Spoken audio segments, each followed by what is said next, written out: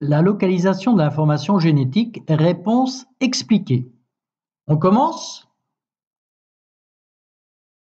Quelle était ici la bonne légende? 1. La membrane. 2. Le noyau. 3. Le cytoplasme. Naissance de Dolly. Rappelons-nous, comment a-t-elle été conçue? On extrait des cellules de glande mammaire d'une brebis appelée B1. On extrait des ovules d'une autre race de brebis, appelons-la B2. On ne garde que l'ovule sans son noyau. On introduit le noyau de la cellule de la glande mammaire de B1 dans l'ovule énucléé de B2. On fait subir une stimulation électrique à cet ensemble. Elle se transforme en cellule œuf. L'embryon est alors introduit dans une troisième brebis de race encore différente, appelée B3. Quelques semaines plus tard naît Dolly, copie conforme de B1. Résumons, B1, B2, B3 et Dolly, copie conforme de B1 qui n'avait donné que son noyau. D'après cette expérience, on peut dire que l'information génétique est contenue dans le noyau car Dolly est la copie conforme de B1 qui n'a donné que son noyau. L'acétabulaire. Rappelons-nous,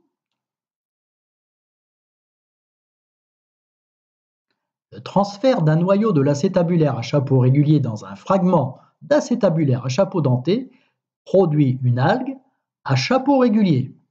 Rappelons-nous la manipulation, transfert du noyau, et ce fragment d'acétabulaire à chapeau denté va donner une acétabulaire à chapeau régulier.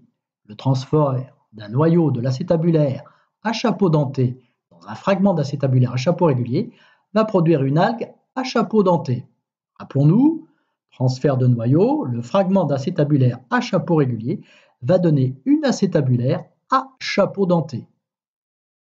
Cette nouvelle expérience confirme donc que l'information génétique est bien contenue dans le noyau. Mais comment ces informations sont-elles inscrites dans le noyau? Lorsqu'une cellule se divise, le noyau diffus s'organise en bâtonnets appelés chromosomes. Comment mieux observer ces chromosomes?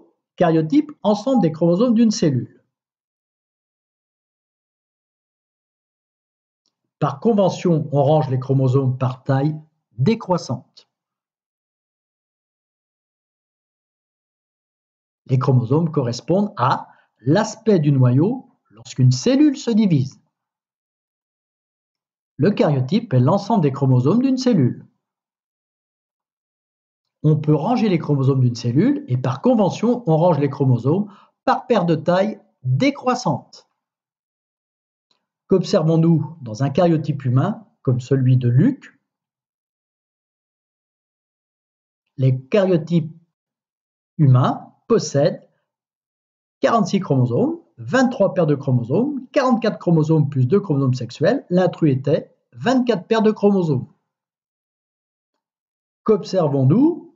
2 chromosomes sont notés X et Y. Ce sont les chromosomes sexuels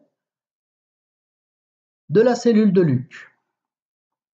Comparons avec le cariotype de Chêne.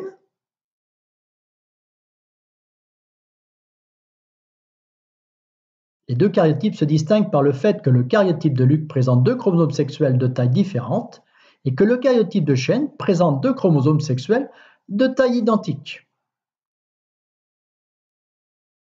Noyau diffus, noyau sous forme de chromosomes. La conclusion la plus juste était le matériel biologique contenu dans le noyau diffus ou sous forme de chromosomes porte des informations qui déterminent les caractères héréditaires de l'individu. Le résultat, 1C, 2B, 3B, 4D, 5C, 6A, 7B, 8A, 9B et enfin 10A.